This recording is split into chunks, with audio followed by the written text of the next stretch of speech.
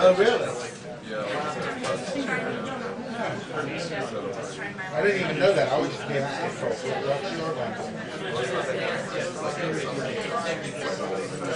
Sounds good.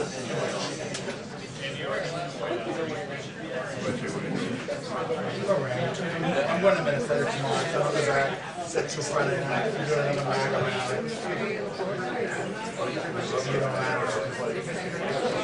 I'm on duty this week, which means it's not a fucking problem. I can go get a school right here. Hello, Mr. Acosta. When Jenny used to get banned from around this, I don't think I would mind a ban. yeah. You would literally get your ticket. You got any monitors? Yeah. I think so. I did that yesterday. It was very forced. No one can, I can breathe, no one gaggled. You just kind of flew, went through the motions, and came home. Who's Steno? I'm sorry, I don't know your name. Hi, I'm Mary. What is it again? Nicole. Nicole. Are you going to push back a little now that everybody's in? I'm happy to. So I can see you. So you did this guy.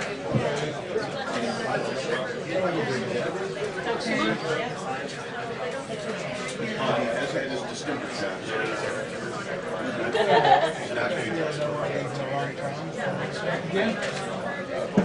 No, I'm good. Which, Mark. Now, if it was perfect, after the show.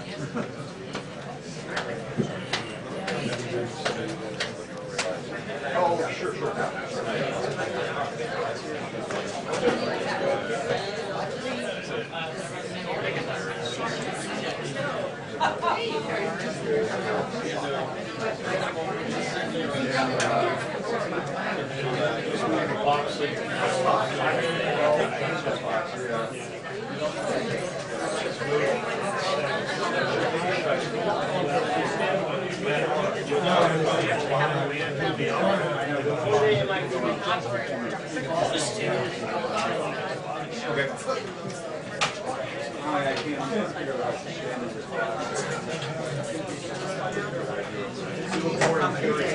Yes. Please. Thank you. Yes, you're welcome. I'll get there.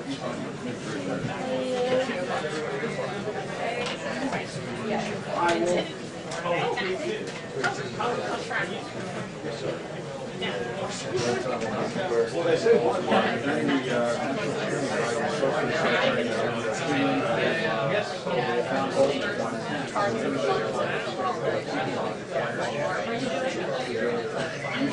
she comes out.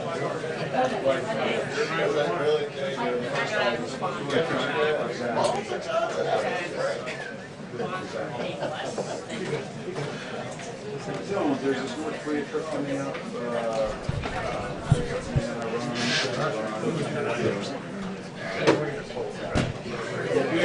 It's better if I have like There you go.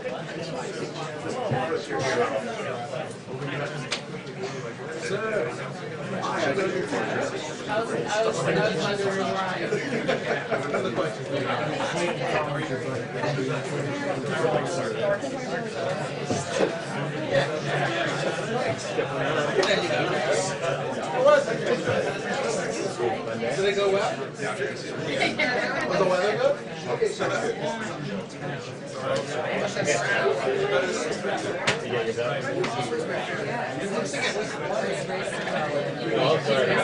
I'm sorry about that. No, I guess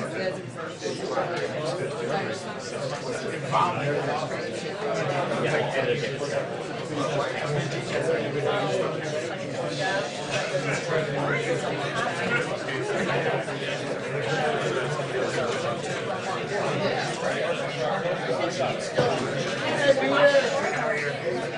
Ready for fun?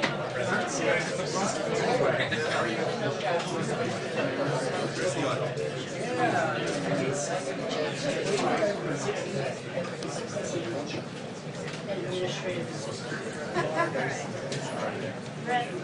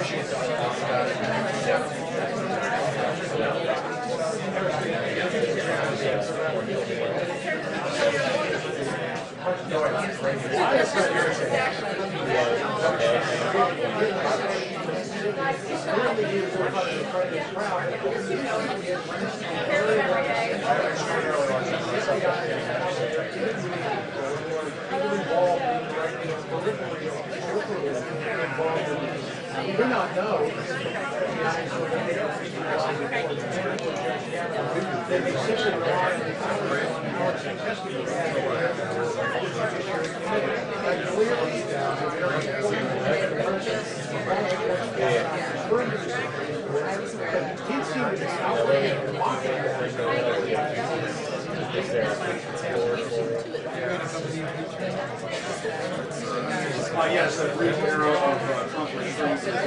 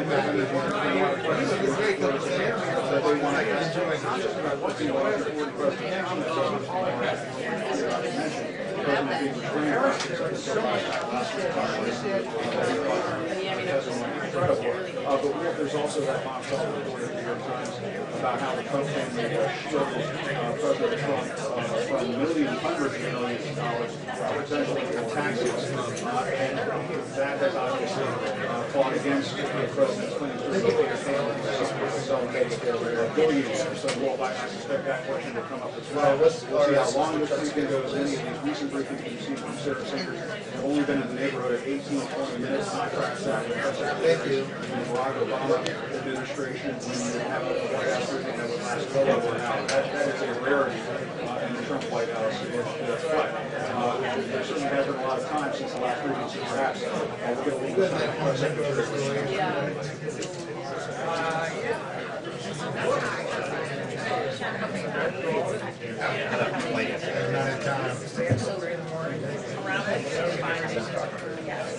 I promise you I will wait.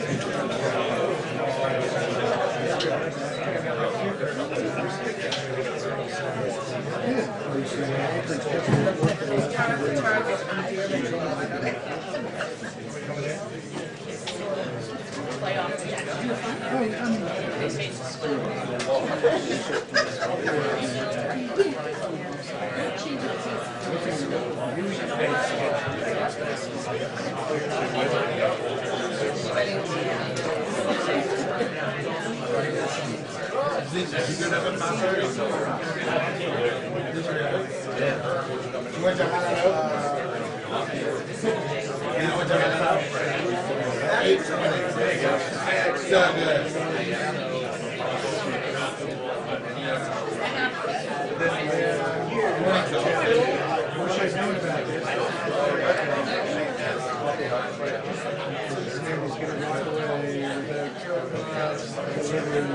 Oh no! Oh yay! Oh, Peter was there. Yeah. How do you get back?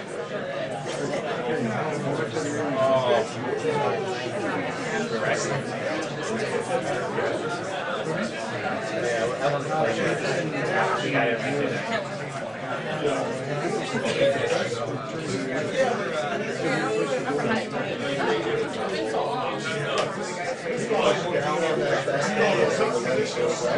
Oh, that's a good tip. Yeah, what's the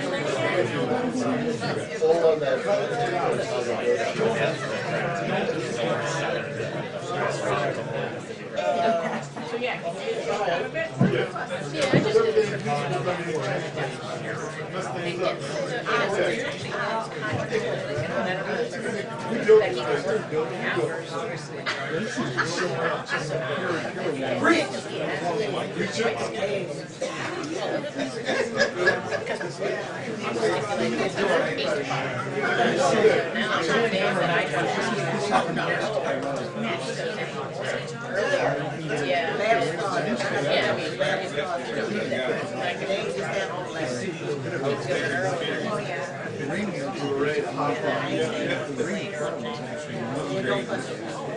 But this all also looks in the like they run the world. Afghanistan, all of that, the world.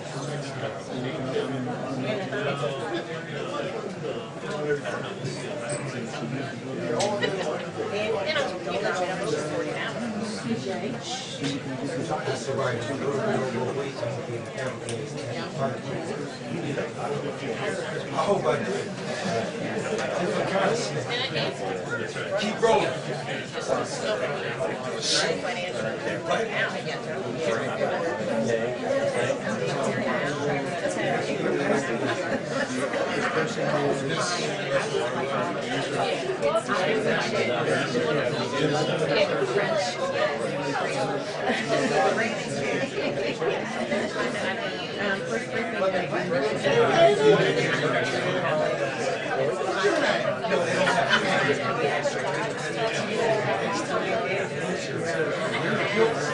Enjoy watching you watch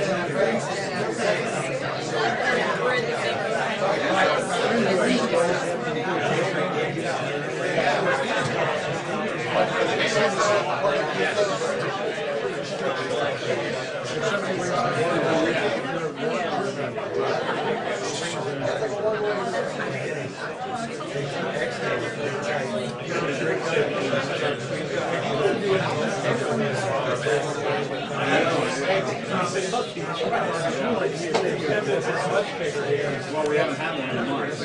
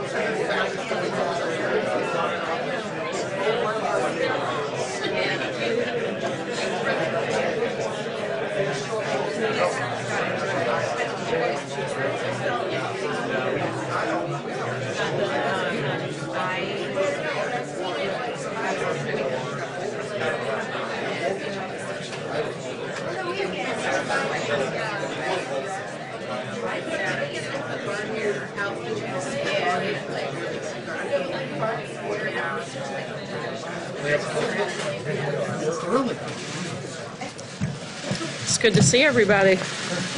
Missed you. Good afternoon. In keeping with his campaign pledge, the President continues to donate his salary on a quarterly basis to further important priorities. Today, President Trump is proud to donate his 2018 second quarter salary to the Small Business Administration. Administrator Linda McMahon is here to accept the check. I'd like to bring her up to say a few words about how the funds will be used. Thanks so much. Great. Here's the check for you. Thank you very much. This is awesome. Well, I would like to thank the President for his generosity and for his support of the Small Business Administration. He clearly understands the value of small businesses. There are approximately 30 million of them in this country, and I'm very happy to be their advocate. This money is going to be used in our Veterans Program. We're going to establish a 7-month intensive training program called Emerging Leaders. It's an adaptation of that program for our veterans, helping them transition from military life into private sector if they desire to start their own jobs and their own companies and be entrepreneurs. So once again, we thank the President very much for this, and it will be put to very good use. Thank you all very much. Thank you, Administrator McMahon. Now I'd like to bring up National Security Advisor Ambassador John Bolton to discuss the withdrawal from the optional protocol on dispute resolution to the Vienna Convention on Diplomatic Relations. He'll take some questions after some remarks, and I'll be up to take questions of the day. Thanks. Thank you, Sarah. Earlier today, Secretary of State Pompeo made a very important announcement regarding the President's decision to terminate the 1955 Treaty of Amity with Iran, a mockery of with its support for terrorism, provocative ballistic missile proliferation, and malign behavior throughout the Middle East. Today's decision by the International Court of Justice was a defeat for Iran. It correctly rejected nearly all of Iran's requests, but we are disappointed that the ICJ failed to recognize that it has no jurisdiction to issue any order with respect to sanctions the United States imposes to protect its own essential security under the treaty. Instead, the court allowed Iran to use it as a forum for propaganda. The Iranian regime has systematically pursued a policy of hostility toward the United States that defames the central premise of the Treaty of Amity. The regime cannot practice animosity in its conduct and then ask for amity under international law. In addition to the Treaty of Amity, I am announcing that the President has decided that the United States will withdraw from the optional protocol on dispute resolution to the Vienna Convention on Diplomatic Relations. This is in connection with a case brought by the so-called State of Palestine, naming the United States as a defendant, challenging our move of our embassy from Tel Aviv to Jerusalem. Like to stress, the United States remains a party to the underlying Vienna Convention on Diplomatic Relations, and we expect all other parties to abide by their international obligations under the convention. Our actions today are consistent with the decisions President Reagan made in the 1980s in the wake of the politicized suits against the United States by Nicaragua to terminate our acceptance of the optional compulsory jurisdiction of the International Court of Justice under Article 36(2) of the ICJ statute, and his decision to withdraw from a bilateral treaty with Nicaragua. It is also consistent with the decision President Bush made in 2005 to withdraw from the optional protocol to the Vienna Convention on Consular Relations following the ICJ's interference in our domestic criminal justice system. So our actions today deal with the treaties and current litigation involving the United States before the International Court of Justice. Given this history and Iran's abuse of the ICJ, we will commence a review of all international agreements that may still expose the United States to purported binding jurisdiction dispute resolution in the International Court of Justice. The United States will not sit idly by as baseless, politicized claims are brought against us. That concludes the statement. I'd be happy to try and answer a few questions. Yes, sir. Thank you, Mr. Ambassador. In response to the actions that you've just announced, Iran's foreign minister has called the U.S. an outlaw regime. I wanted to get your reaction to that. And I also wanted to ask you, if I may, Mr. Ambassador, about North Korea with the announcement that the Secretary of State is going to be traveling to Pyongyang. Do you trust Kim Jong-un? Do you personally trust Kim Jong-un? Well, with respect to questions outside the scope of our withdrawal from these two treaties, I'm going to pass on those because we want to emphasize the steps that the President authorized in connection with those two treaties. Iran is a rogue regime, has been a threat throughout the Middle East, not only for its nuclear weapons and ballistic missile programs, but it's acted for decades as the central banker of international terrorism. And its hostile and aggressive military behavior in the region today is a breach of international peace and security. So I don't take what they say seriously at all. Sir. Two questions for you. First, on Trini and Abney. Are there any practical effects for Iran or their ability to keep an interest section here in the United States first off? And second, are you at all concerned about the United States is concerned about the message in the sense that the people of Iran are canceling this treaty of amity, that this could be used by the Iranian government for domestic purposes and for propaganda against the United States? No, look, our dispute is with the Ayatollahs who have taken Iran from a respected position in the international community to being a rogue state. Our dispute has never been with the people of Iran. We only wish they had the ability to control their own government. And then on the interest section, sorry? No, it won't have any effect on that, sir. Mr. Ambassador, canceling those two treaties, I'm trying to figure out what are the open paths for potential talks do you still have with Iran and actually the Palestinians? Well, this is really has less to do with Iran and the Palestinians than with the continued consistent policy of the United States to reject the jurisdiction of the International Court of Justice, which we think is politicized and ineffective. It relates, obviously, in part to our views on the International Criminal Court and to the nature of so-called purported international courts to be able to bind the United States. Sir. It's closing doors in the end. You won't be able to use. It's closing doors that shouldn't be open to politicized abuse, which is what we've consistently seen in the ICJ. John? Yeah. Thank you, Mr. Ambassador.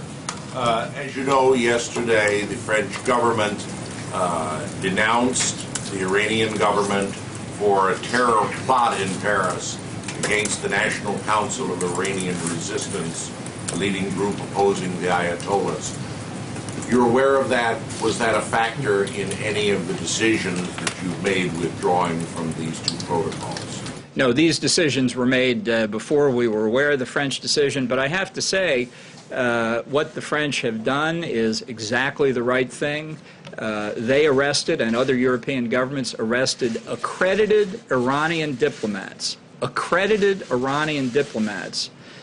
for conspiracy to conduct this attempted assault on the rally in Paris. So that tells you, I think, everything you need to know about how the government of Iran views its responsibilities in connection with diplomatic relations, and I hope it's a wake-up call across Europe to the nature of the regime and the threat that they pose. Ma'am. Are these actions ramping up tensions between the United States and Iran? And what is our intelligence when it comes to their systems, their nuclear weapons, etc., at this moment? Well, I'm not going to get into what our intelligence states, but the issue is protecting the United States against the politicized use of these international institutions. As I've said, this goes back now close to over 30 years, really, in connection with U.S. policy of rejecting jurisdiction of these courts. And it's a continuation, I think, in the interest of the American people. So does this further divide any kind of attempt to try to come together on what was prior to trying to work with them in closing?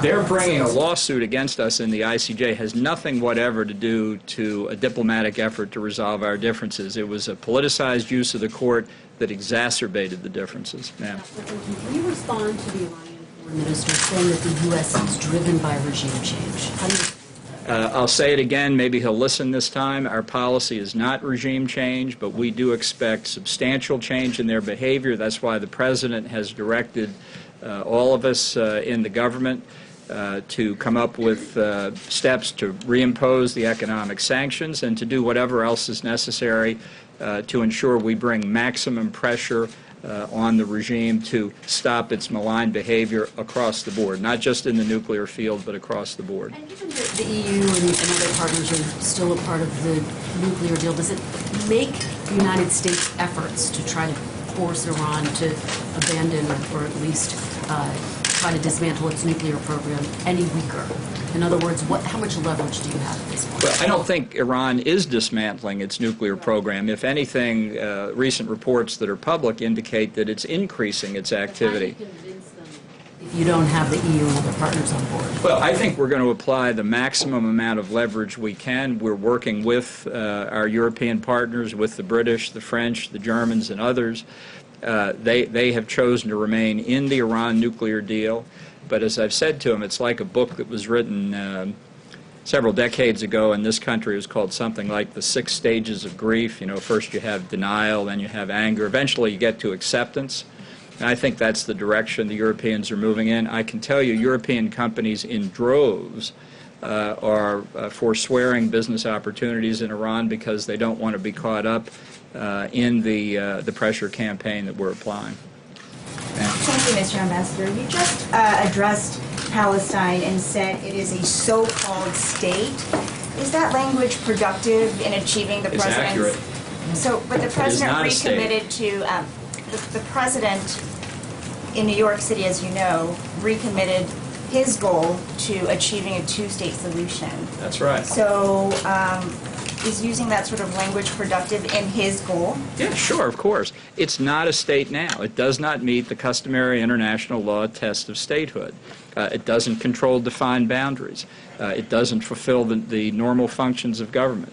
There are a whole host of reasons why it's not a state. It could become a state, as the president said, but that requires diplomatic negotiations with Israel and others. So calling it the so-called State of Palestine defines exactly what it has been, a position that the United States government has pursued uniformly since 1988, when the Palestinian Authority declared itself to be the State of Palestine. We don't recognize it as the State of Palestine. We have consistently, across Democratic and Republican administrations, opposed the admission of Palestine to the United Nations as a state because it's not a state.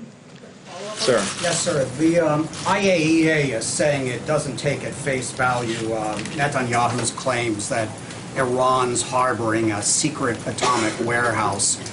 Do you agree with the Israeli Prime Minister that there should be an inspection, and what's your reaction to Amano's comments on this? Well, I haven't seen those comments. I will say our intelligence community has been reviewing the material that Israel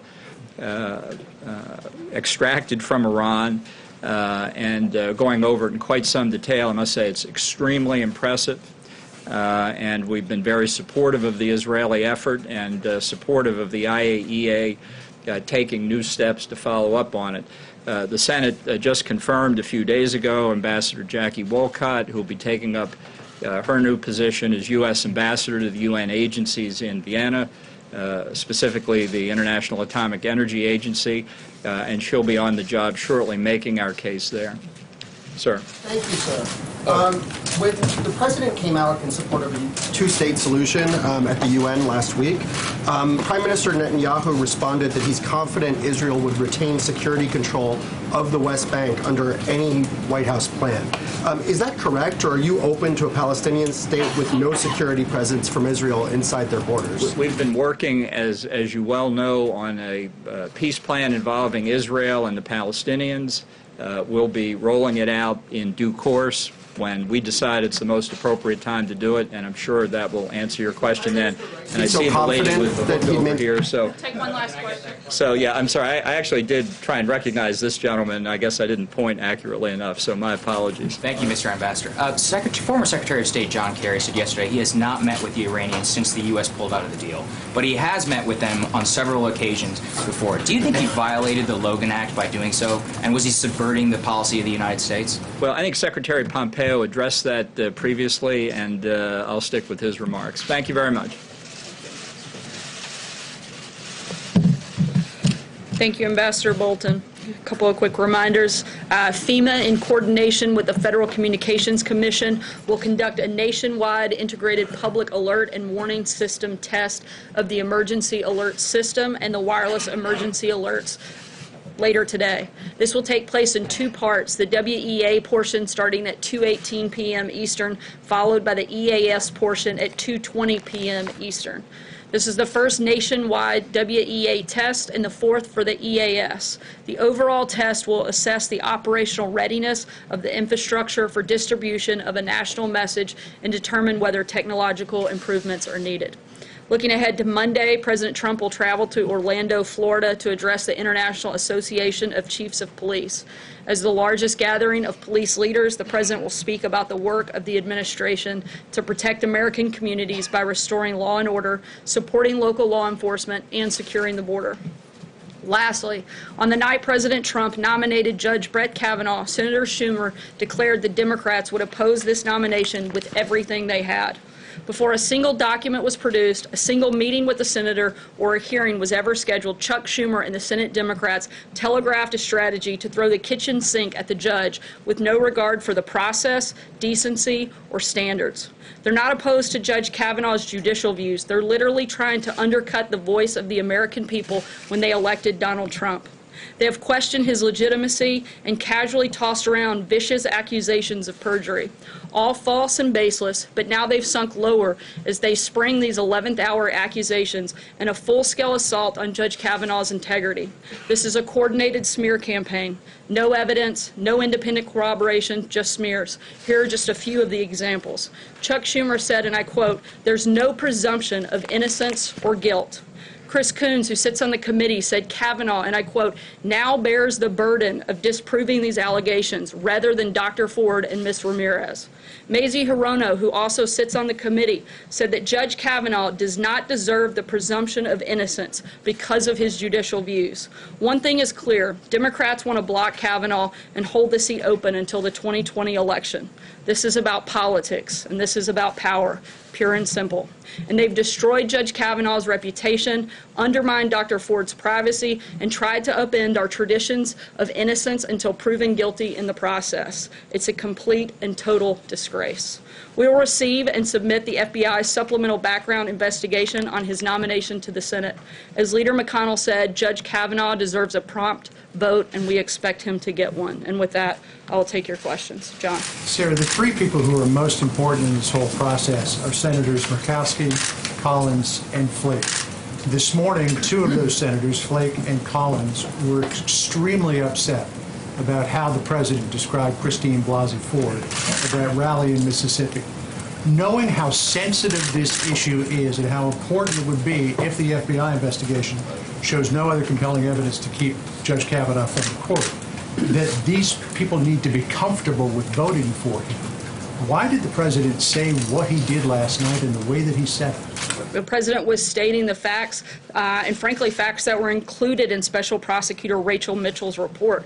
He was stating facts that were given during Dr. Ford's testimony, and the Senate has to make a decision based on those facts and whether or not they see Judge Kavanaugh to be qualified to hold the position on the Supreme Court. Every single word Judge Kavanaugh has said has been picked apart. Every single word, second by second, of his testimony has been picked apart. Yet if anybody says anything about the accusations that have been thrown against them, that's totally off limits and outrageous. This entire process has been a disgrace, and the only reason that it's been that way is because Senate Democrats didn't do this the way that it should have been done, and they circumvented the entire system. And frankly, they've undermined our entire judicial branch by the way that they've acted and the inappropriateness of which they've conducted themselves. Sorry, go ahead. Pointing out inconsistencies in testimony is one thing, but the tone with which the president did it last night clearly had an effect on two key swing votes for his nomination.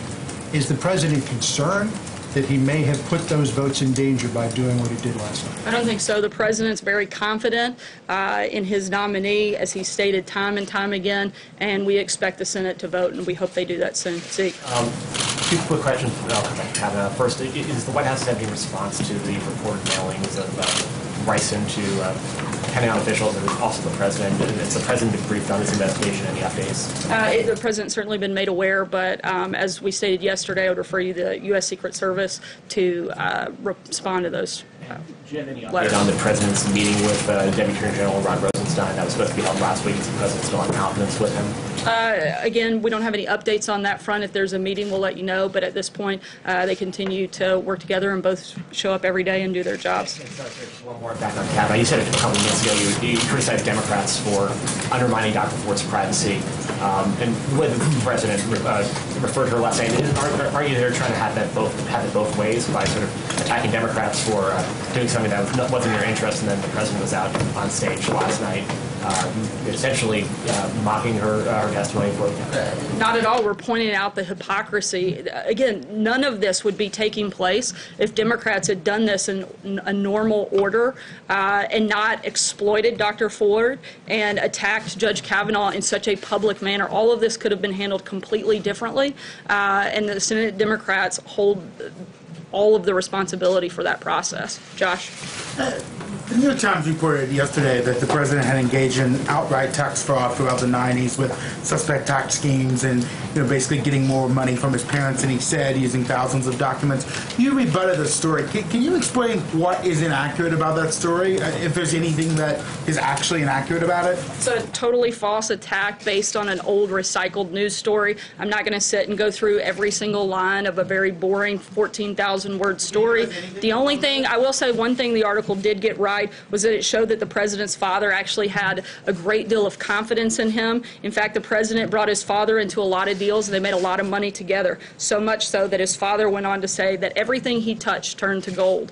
The president's lawyer addressed some of the specific claims and walked through how the allegations of fraud and tax evasion are 100% false and highly defamatory. There was no fraud or tax evasion by anyone. He much further, and I would encourage you to read every word of his statement, which completely undercuts the accusations made by the New York Times. Are the president's taxes still under audit? I know that a number of his taxes are still under audit. From the 90s and early 2000s? I'd have to check and get back to you. Cecilia? Any of his tax returns? I'm not aware of any plans to do so. Cecilia? Thanks, Sarah. It was just a couple of days ago that the president called Christine Blasey Ford a very credible witness, a very credible, very compelling. But now he's basically making her out to be a liar. So which is it? Certainly, the testimony by Dr. Ford was compelling, but you can't make this decision based on emotion. It has to be based on fact. They have to determine what the facts are of this case. That's one of the reasons that they asked and begged for the FBI and delayed a hearing vote, is so they could get more facts on this case. We expect the FBI to turn those facts over to the Senate, and they can make a determination based on that. That's all we're asking for. You said that he was stating the facts at that campaign rally, but this was so much more than stating the facts. This was a full-scale campaign rally assault on a woman who says she's a victim of sexual assault. What do you get out of that? Is that to help Kavanaugh's nomination? Is this to rally the base? Is this going to help with the midterms? Like, what's the point in doing that? Again, I dispute that it anything. President stating facts. In fact, facts that were laid out in the prosecutor's memo that she put forward to the Senate. Each of the things that he called out were things that were laid out in that memo. Sager. Thanks, Sarah. There's conflicting feelings on Capitol Hill right now over whether the FBI investigation into Judge Kavanaugh should be made public or not. Does the White House commit to transparency on this effort and let the American people see the full reign of this investigation regardless of the findings? Look, we've been very open and transparent through the process. The president's the one that ordered the FBI investigation to take place and has allowed the Senate to actually control and dictate the terms and scope of the investigation. We're continuing to do that and allowing the FBI to actually do what it is they do best, and that's their jobs, to do this investigation. Another question for you, if I may, on declassification, since we haven't spoken in a while. The president has said that... I've missed you guys too. The president said that he would refer the declassification process to the DOJ Inspector General, but he wants to see that happen quickly. What does quickly mean? Are we going to see these documents before the midterm elections? I'm not going to walk through a timeline, but we're continuing to work through that process, and when we have an update on it, we'll certainly let you know. Alex. Sir, why did you say earlier this year that Michael Cohen was acting on his own in an arbitration proceeding to prevent Stormy Daniels from doing a television interview when the president actually directed that move? As you know, I'm not going to get into a back and forth. That's an issue for the president's outside counsel. I direct you there to answer it. John? Thank you, Sarah. Two brief questions. First, the impact and meaning of the president's comments in Mississippi notwithstanding, it is a fact that Senators Collins, Murkowski, Flake, and Manchin are the undecided votes critical to the nomination. Are there any plans for the president to call any of them between now and next week and make one final pitch? Perhaps explain his remarks a little bit more. I'm not aware of a specific scheduled call, but we've certainly been in close contact with a number of members, and we'll continue to do so up until the vote. Blake? Sorry, go ahead. I was going to ask was two of the president's early supporters in the House, Collins of New York and Duncan Hunter of California, are running under indictment. There are rules of the National Republican Congressional Committee barring support for members who are under indictment. Does the president still support both of them for re-election? I can't get into a lot of details, one for Hatch Act violation, but also with an ongoing investigation. I'm not going to be able to comment on that front here. Sarah, thank you. As this briefing was beginning, Bloomberg put out an article about the FBI background investigation, and Bloomberg is reporting right now that the FBI hasn't interviewed Judge Kavanaugh or Dr. Ford because the White House hasn't given investigators clear authority to do so. Is that indeed the case?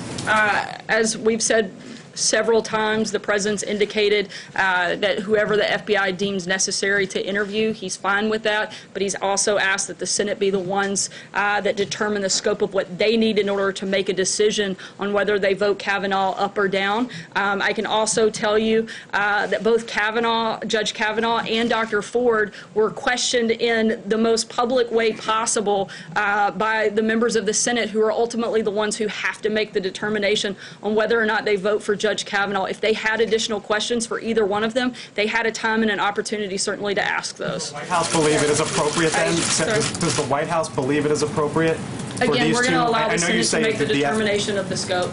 Aisha. Aisha, go ahead. Thank you. So President Trump talked a lot yesterday about this issue of being concerned about men being guilty before being thought guilty before proven innocent, and this idea of due process. But in the past, with the Central Park Five, he put out an ad basically calling for the death penalty before they had been found convicted, and even after they were exonerated, he still basically said that they may be guilty. And even as president, he has talked about presided over rallies where people say lock her up, talking about Hillary Clinton. So I guess, is there a disconnect between when the president is interested in due process for some, but not for others? Not at all. The president actually encouraged the Senate to hear Dr. Ford's testimony in the same way he encouraged them to hear Judge Kavanaugh's. He is simply stating the fact that we are a country of law and order. We are a country that still believes that you're innocent until proven guilty, and we want to see that process go through in its entirety, and it should be on a fair playing field. That's simply the only point he's making. Guilty. He said the Central Park Five was guilty. Yes. And does he feel that now? I'd have to look back at the specific comments. Dave. But that's the real question in the midst of this. The president has taken this moment. Dave, go ahead. The president has taken this moment to say that he's been affected personally by all of these allegations, and he's picking and choosing, just as this question was. He said that the Central Park Five was guilty, and then he has made Bill Clinton guilty. Has he decided to change his mind on the Central Park Five as they have been exonerated? It's interesting that you bring up Bill Clinton. Nobody wants to hear those accusers' voices be heard, but you're certainly happy to hear all the others. Dave, go ahead. The president had them at the debate. I've addressed this. I don't have anything else to add. Dave, go ahead. Is he still talking to them? Sarah, several times in the last week, the president has tried to reassure voters that he'll protect people with pre-existing conditions from losing their health insurance. Is that a sign that he's worried Republicans are losing the argument on health care in this election? I think it's a sign that the president wants to protect people with pre-existing health conditions. I think it's pretty simple. He said that he supports that, and he wants to make sure that that's not something that gets lost. Jim? I want to go back to this I mean, it was pretty obvious that the president was mocking Christine Blasey Ford last night. He said, how did you get home? I don't remember. How did you get there? I don't remember. Where is this place? I don't remember. He seemed to be, to the delight of the crowd there in Mississippi, mocking her repeatedly. Isn't there something wrong with the President of the United States mocking somebody who says she was sexually assaulted? It seemed to me that he was stating facts that Dr. Ford herself laid out in her testimony. Once again, every single word that Judge Kavanaugh has said has been looked at, examined, picked apart by most of you in this room, but no one is looking at whether or not the accusations made are corroborated, whether or not there's evidence to support them. Every person that she named has come out and said either they didn't recall it or it didn't happen or they weren't there. Every single bit of evidence and facts that we've seen in this moment have supported Judge Kavanaugh's case, and the president simply pointed out the facts of the matter, and that is what the Senate will have to use to determine whether or not they vote to support him or not. Are you saying Judge Kavanaugh is the victim in all this?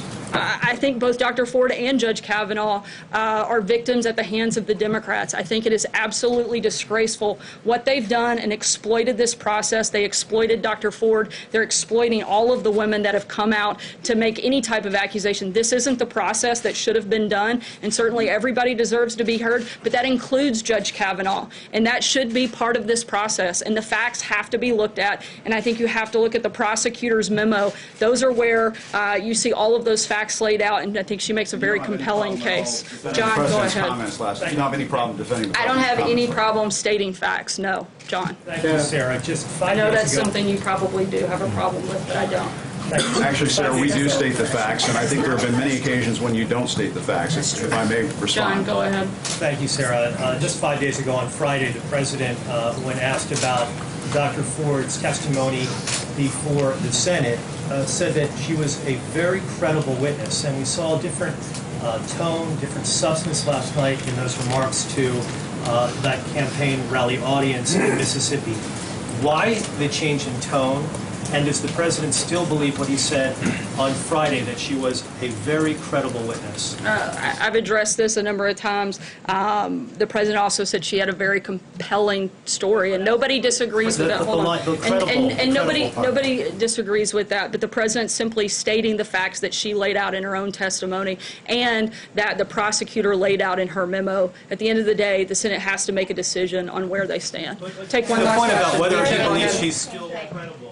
Does the president still believe that Dr. Ford's testimony was credible when she testified under oath in the Senate? President believes that Judge Kavanaugh should be confirmed. He has a lot of confidence in him, and he'd like to see a vote to see that happen. Sir, I have a couple questions. President Trump has seemed to link the credibility of a claim with how much time has passed since the individual made it.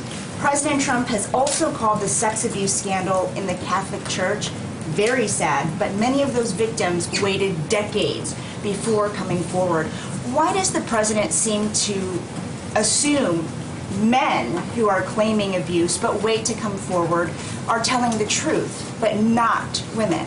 That's just completely untrue. The president has supported, again, throughout this entire process, Dr. Ford's ability to come forward and tell her story. He's the one that ordered the FBI to do a further supplemental background check to look into each of the accusations and allegations that the Senate deems necessary before making a vote. He's also been more than happy to give a platform to the accusers that have come out against then President Bill Clinton. To say that he's never sided with women is just ridiculous. No, he has implied that they're coming out of the woodwork all of a sudden and cited that as a reason why, even though he has called for an investigation. He's saying that because after Judge Kavanaugh has been in public service and in the public eye for over 26 years, been through 6 backgrounds investigation, now part of a 7th, that this is the first time you're ever hearing of any of these allegations. The fact that through all of those background checks, not even an inkling of any of those things has ever come up, despite the fact he was one of the top prosecutors for Ken Starr and in a major public position, none of these things came up. When he was nominated to be on the federal bench. None of these things came up. He has been a public figure, and there's been a lot of opportunity for people to raise this issue, and it never has. And now, at the 11th hour, the Democrats have exploited this process and done so publicly, and it's a shame, and he's simply calling that out. Thanks so much, guys. We'll see you soon. What's the president's message to the victims of sexual assault, Sarah? Sarah, we asked him yesterday. Is it really?